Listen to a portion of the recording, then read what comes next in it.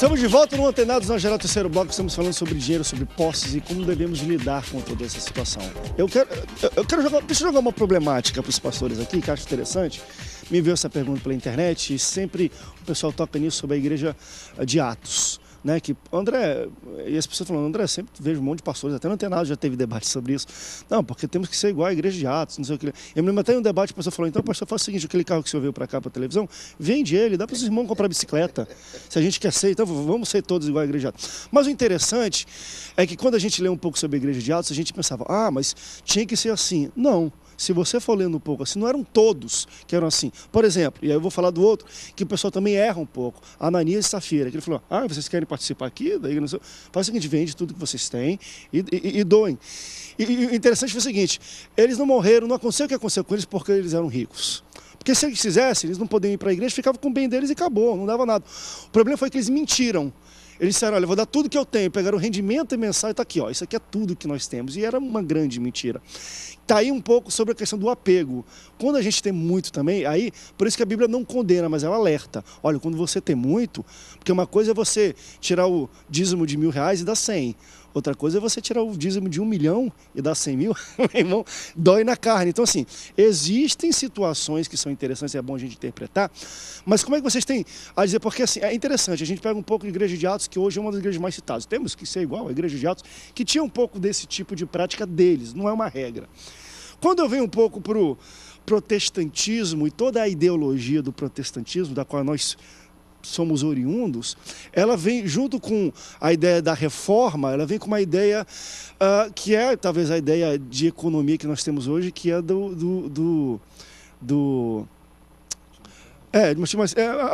a ideia do protestantismo, ela vem junto com a ideia econômica não é consumismo, está me falhando agora a memória aqui, do capitalismo. A ideia do capitalismo ela é entranhada dentro da cabeça e da ideologia reformada do protestantismo. Calvino tinha aquela ideia de que se você era cristão, se você era servo de Deus, você tinha que enriquecer, tinha que prosperar.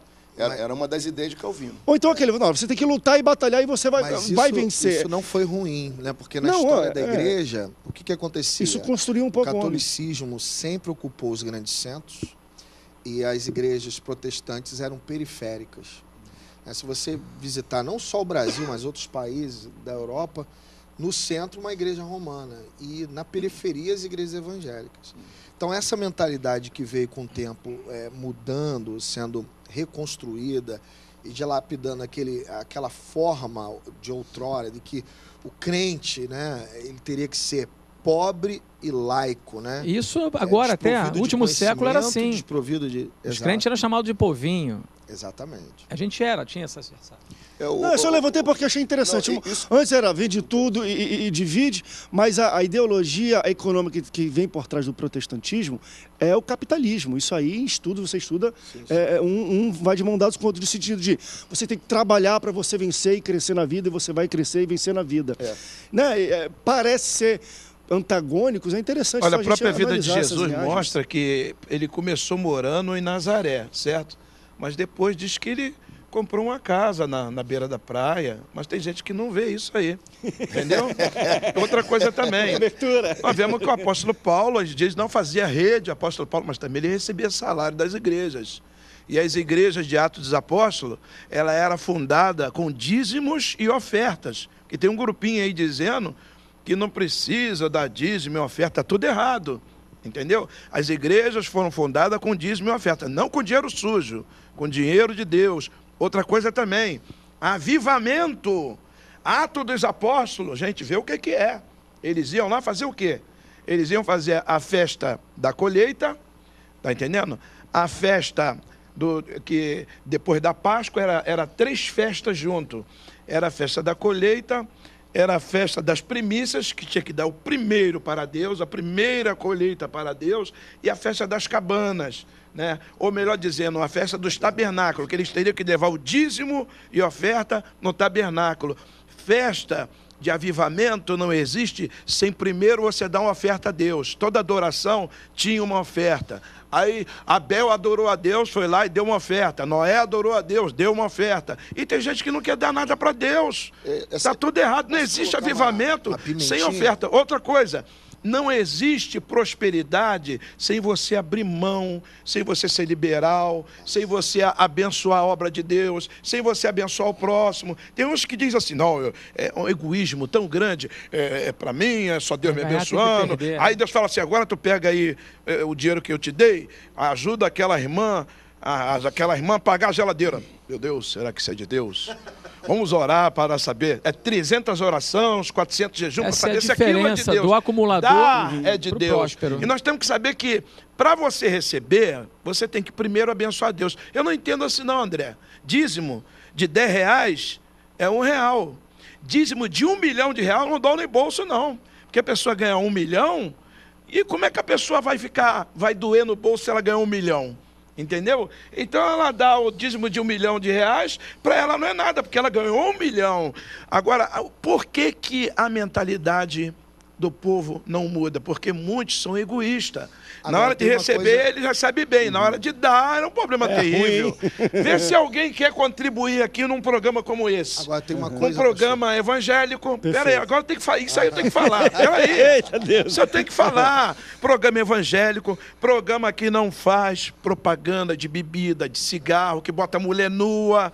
E você, meus amados ouvintes, que tem uma firma, não quer contribuir com esse programa, não quer que Jesus entre no seu negócio, por isso que está passando prova aí. Dá o teu dízimo aí de 5 milhões de reais aqui, que você vai ver Deus ser sócio na sua firma. Você vai levantar sua varinha assim, ó, a sua varinha diante do rebanho, do teu serviço, e você vai ver Deus fazer malhado, igual o Jacó fez. Só nascia vaca malhada, ovelha malhada, e tudo aquilo foi o quê? Foi o dízimo dele. E outra coisa agora que eu falo para os desempregados. Peraí. Só tem mais um bloco, Jacó, ele começou a ser dizimista, botando os bolsos para fora e dizendo, de hoje em diante, Senhor, tudo que tu me der, eu te darei o dízimo. Ele foi fiel. E Deus fez ele enriquecer. 21 anos, quando ele voltou pelo mesmo local, ele não deu um culto de ação de graça, não. Ele falou, nesse local onde tem essa pedra como minha cabeceira, eu vou fazer uma igreja, vou fazer casa de Deus, porque eu sei que aqui é a porta do céu. Tem gente que não dá nem um tijolo para a igreja, não quer abençoar a casa de Deus, tem um programa evangélico, não faz nada, tem sua firma, diz, pastor, estou abençoado, agora eu tenho uma firma. Por que não dá o dízimo aqui na Rede Boa Nova de televisão? Essa é a minha pergunta. Isso é uma crença minha, eu sempre falo isso. Deus abençoa e abre portas. E aí eu estou falando de dinheiro, tá? Financeiras e posses, para 3 razões. Eu gosto de pensar como 3 razões, é um tripé. Primeiro, para abençoar a sua vida, para você se deleitar com isso. Curtir, comer bem, viajar com a família, curtir com a sua família. Segundo, para ajudar o próximo. Você está vendo alguém com dificuldade, alguém que precisa ser abençoado, você tem que abençoar. Terceiro, para abençoar o reino e o trabalho, a casa de Deus. Se você não faz esses 3, vai acontecer o devorador vem. O devorador vem. Com certeza. Isso que ele falou é chave, porque a diferença entre você crescer e prosperar quando Deus estiver te abençoando é exatamente essa. A Bíblia diz, não acumuleis. O que é o acumulador? Ele recebe, e quando ele tem 1 milhão, ele fala, com 100 mil, eu posso fazer muito. Então, para ele fica pegado aquilo.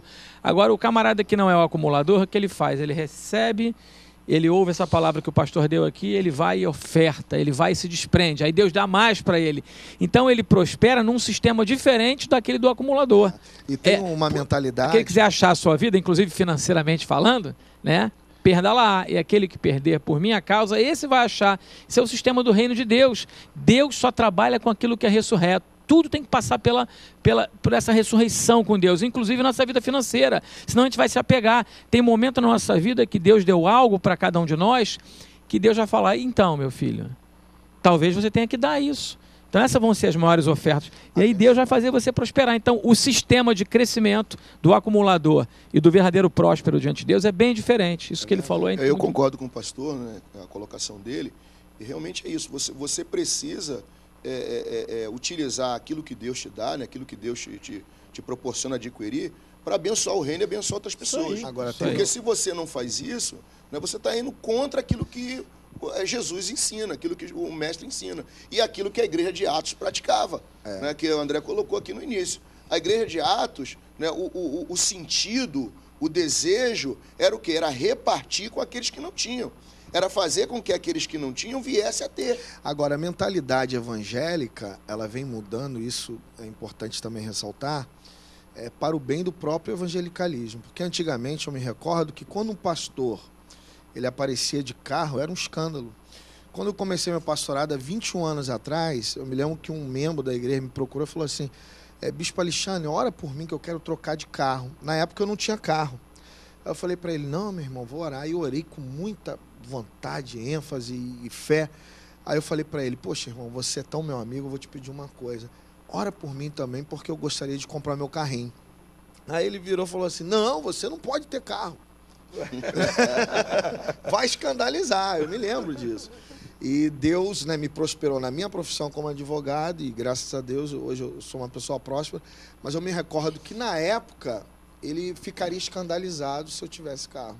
Quer dizer, ele podia ter. É uma tal... Não, tem parábola na Bíblia, um homem fez uma colheita e colocou, encheu todos os estábulos dele. O que eu vou fazer agora? Tá tudo cheio, não tem onde colocar mais coisa. Ah, já sei, vou destruir, vou construir um maior para colocar mais coisa ainda. Essa é um pouco a cabeça do cara. Tem mais? Tá cheia a conta bancária, ele pode ajudar a resolver o problema mundial ali. O que eu faço agora? Ah, eu vou abrir mais 2 contas bancárias, que essa aqui já tá cheia, eu abro mais 2 para colocar mais coisas lá. O cara só vai botando para dentro. Ele está abundando, mas não para a generosidade. Tem um problema nesse homem aí, vem uma voz do céu. Eita, essa noite. Assim, louco, é hoje que eu vou pedir a tua alma. É desse jeito. Aí depois, no final do versículo, está dizendo assim, que era um homem que juntava bens para si, mas não era rico para com Deus. As pessoas têm que ser rico para com Deus, não só ajuntando bens materiais. E Deus tinha ele como o quê? Como uma pessoa louca. Um camarada louco, quer dizer, não está pensando bem nas coisas que está fazendo.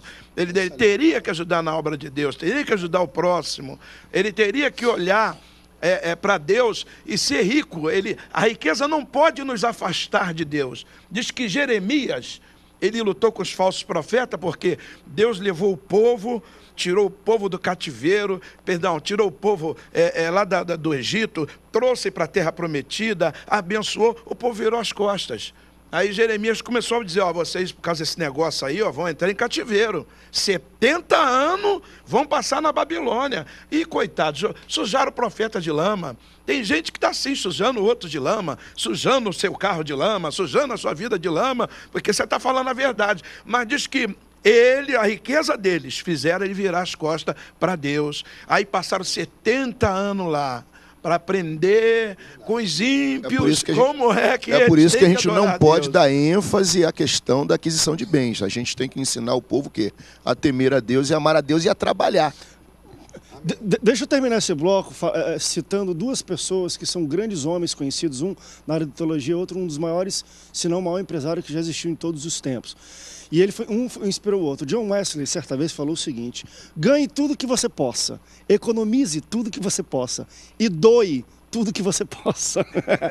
E essa fala dele afetou muito a vida de um cara chamado John D. Rockefeller, um dos maiores homens do óleo e do petróleo do mundo, que ao final da vida dele, um grande batista, sempre foi dizimista, mas ele chegou a doar, a ofertar para a sua igreja, para as estruturas de colégio e de construção de igrejas, mais de $1 bilhão. E eu estou falando $1 bilhão, deixa eu ver qual o ano que esse cara nasceu, $1 bilhão há mais de... Tá aqui a data de nascimento dele aqui, 1839, estou falando de mais de 100 anos atrás. $1 bilhão há mais de 100 anos atrás, que se fosse trazer para hoje, correção, meu irmão, nunca ninguém deu uma oferta como ele. Então, trabalhe tudo que você possa, ganhe tudo que você possa, guarde tudo que você possa e doe tudo que você possa, tá bom? Vamos para um rápido break, daqui a pouco a gente volta, não sai daí. Antenados volta já já.